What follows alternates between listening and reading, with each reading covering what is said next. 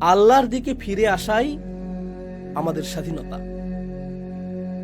এবং এটি শুধু আখিরাতের স্বাধীনতাই নয়, চূড়ান্তভাবে এটি তো আখিরাতের স্বাধীনতা বোঝাই, কিন্তু আমার যুক্তিতে এই আয়াতটি দুনিয়ার ক্ষেত্রেও প্রযোজ্য। প্রত্যেক ব্যক্তি তার কৃতকর্মগুলো দ্বারা জিম্মি হয়ে আছে।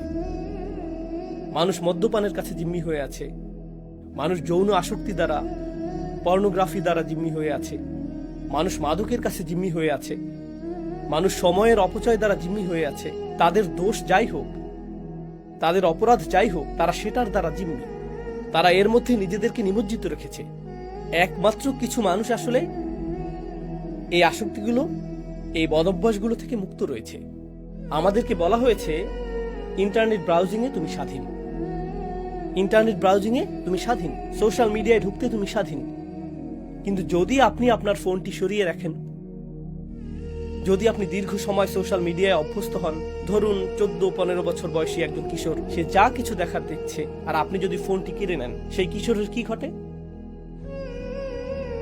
সে উদ্বিগ্ন হয়ে ওঠে, তার মেজাজ খারাপ হয়, তার মানসিক যন্ত্রণা শুরু হয়, সব ধরনের অদ্ভুত বিষয় শুরু হয়। জানেন কেন? কারণ তারা আসলে সেই ডিভাইস দ্বারা বন্দী।